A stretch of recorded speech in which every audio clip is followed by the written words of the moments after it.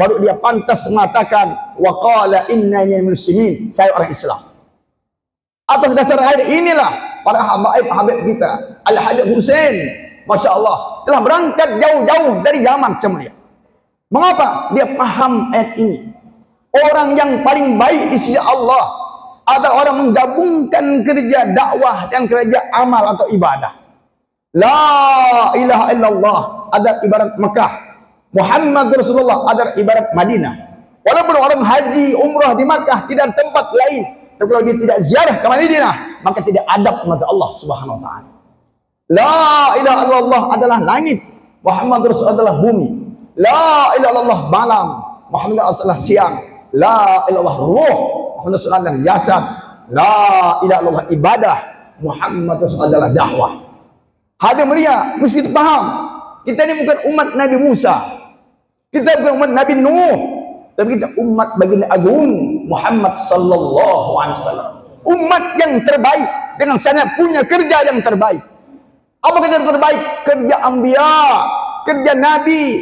Kalau ada kerja lebih besar dari nabi, tentulah Allah berikan kepada baginda agung Muhammad sallallahu alaihi wasallam. Apa? Kerja mengajak orang taat kepada Allah Subhanahu wa taala. Ini kerja besar.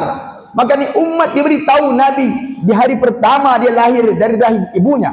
Di hari pertama dia lahir dari ibunya, maka Nabi telah mensyariatkan hadis yang hasan. Entahlah diazankan 3 kanan seorang bayi. Allahu Akbar. Allahu Akbar. Apa arti kata ulama? Hadirin mulia, kata ulama mengartikan di hari pertama ketika anak berterpancar dari rahim ibunya, dikumandangkan azan. Apa mana azan? Allahumma rabb hadhihi da'watin, dakwah. Dakwah mulia. Makna azan ini adalah ketika ingatkan kepada telinga sang anak yang mungkin bahasa Arab, ya bunai al-an sirta bin ummati Muhammad sallallahu alaihi wasallam da'iyan rasmiyan indallah. Wahai anakku sayang, detik ini juga kamu lahir dari ibumu yang Islam, dari ayahmu yang Islam. Detik ini juga kamu dilantik oleh Allah menjadi umatnya Rasulullah yang wajib da'i, wajib mubaligh rismi insya Allah Subhanahu wa taala. Hadirin mulia, kalaulah kita hanya setakat ibadah saja, khawatir di akhirat kita akan tidak akan selamat mulia. Imam Syafi'i rahmatullah alaih, imam yang Masya Allah tidak banyak hafalan hadisnya seperti kita Pak, cuma 600.000 hadis saja. Beliau telah katakan, "Lau anna Allah Subhanahu wa taala ma anzal al-ayah, ma anzal surah fil Qur'an illa al-'asr, lakaffatuhum." Atau maqalim Asy-Syafi'i rahimahullah. Beliau katakan, seandainya Allah Subhanahu wa taala tidak turun dengan Al-Qur'an, tidak ada surah-surah lain kecuali surah Al-'Asr saja, lakaffatuhum, sudah cukup untuk umat ini. Tidak Al-Baqarah, tidak ada Ali Imran, tidak ada Az-Zumar, cuma Al-Asr saja. Imam Syafi'i telah katakan mulia, seandainya Quran tidak ada yang lain kecuali Al-Asr, sudah cukup untuk kita hidup dunia akhirat. Kepahaman Imam Syafi'i tidak seperti kepahaman kita, Pak. Hadirin mulia, makanya saya dulu heran ketika mau pulang dari sekolah, guru katakan berdoa mulai Bismillahirrahmanirrahim wal asri inna. Lama-lama saya pikir, doa apa ini? Namanya doa ini kan minta, Pak. Rabbana atina, itu doa. Rabbana zalamna, itu doa. Wal asri doa dari mana? Tidak ada doa di situ. Tidak ada doa di situ. Saya bingung, berdoa kok mulai wal asri. Alhamdulillah dan kasih sayang Allah, kerisauan saya terjawab. Ketika saya mondok di Al-Amin di Demak sana. Ketika kami buka kitab Hasyiah Fathul Qarib yaitu Bajuri. Masya Allah, Allah nampakkan di mata saya semuanya, ternyata sahabat Nabi alaihi radhiyallahu anhu ajma'in, sahabat-sahabat Nabi ini kalau berkumpul seperti ini mau pisah, mereka tidak pernah baca lain kecuali wal asr. Ingat demi masa, ingat ini sumpah Allah, tidak main-main ini Pak. Innal insana lafi khusrin, siapapun manusia, nak di kota, nak di desa, nak rakyat, nak pejabat, lafi khusrin, tetap dia rugi, tekor dunia, tekor akhirat. Illa, kalau nak mau tekor, illa, kecuali apa? illal ladzina amanu wa amilus shalihat. Cukup tak? Tidak cukup. Kalau cukup ini, illal ladzina amanu wa amilus shalihat. Shadaqallahul azim, selesai. Tapi ayat ini tidak berhenti di sini. Kalau ada orang katakan, Ustaz, cukuplah kami ibadah, pergi haji, umrah, sedekah, iman betul pada Allah, selamat. Tidak bisa selamat melihat. Khusrin antum-antum semuanya. Mengapa? Ini ayat belum selesai. Kalau kita sudah bisa sholat, bisa haji, bisa umrah, sedekah, ada satu perkara yang mesti kita ingatkan ini. Ada ayat setelah itu. Tidak habis di situ. Karena ini waw atop, sambung, tidak bisa dipisah. Wa tawassaw bil haqq wa tawassaw bis sabr. Kalau kita mengatakan hanya ibadah, beriman betul pada Allah, kita sukses, tidak benar. Kepahaman salah menurut Allah SWT.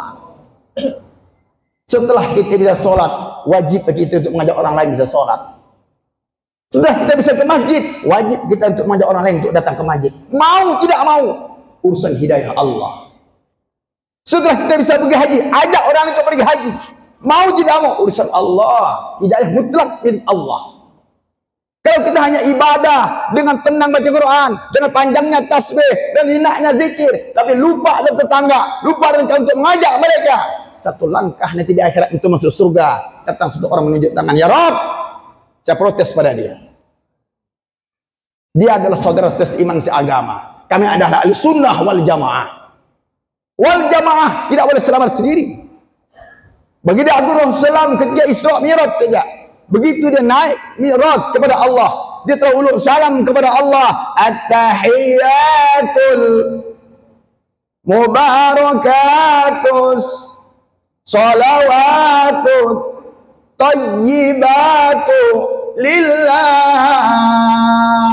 At-tahiyatu penghormatan, at-tahiyatu mubarakatu keberkahan, salawatu kebaikan, tayyibatu ketinggian, lillah hanya untukmu ya Allah. Inilah salam pertama Nabi berjumpa dengan Allah.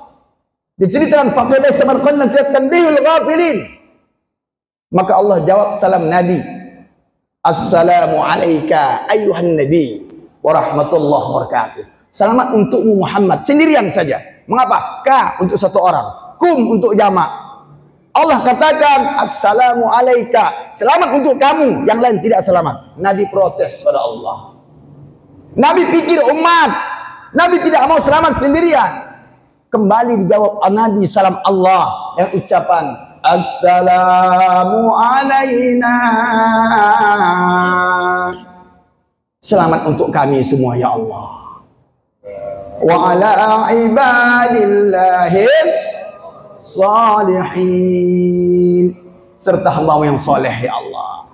Takjub malaikat Pak, pemimpin arsy takjub pada Nabi. Begitu sayang Nabi pada umat, dia jelas sudah selamat, masih ingat yang di bumi sana, masih ingat kita pada sampai hari ini mulia.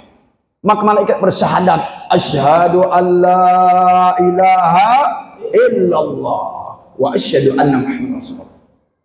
Inilah ahli sunnah wal jamaah, ahli suatu komunitas kelompok sunnah cara hidup Nabi. Makanya dulu para wali sebut sunan, Sunan Kalijaga, Sunan Muria. Ternyata sunan itu jamak taksir dari sunnah. Sunnah itu mufrad, di bahasa Indonesia menjadi sunan jamaknya. Maka para wali tidak mengamalkan sunnah, bergerak muat nur sunnah Nabi, sehingga Indonesia terbawa dan hidayah Islam kepada Allah Ta'ala. Bergerak para habaib, gerak suara bawa sunnah Nabi, maka Allah dapat hidayah dari Allah Subhanahu Wa Ta'ala. Sunnah ini full pada diri mereka. Inilah sering dibaca oleh para imam setelah solat. Allah marzuqna mutaba'atan Nabi sallallahu alaihi wasallam. Ya Allah beri kami rezeki mengikuti Nabi. Apanya? Awalan wa akhiran, zahiran wa batinan, qaulan wa fi'lan. Minta ikut Nabi sallam. Wal jamaah, dan berjamaah. Wasiqal ladzina taqaw ilal jannati zumara.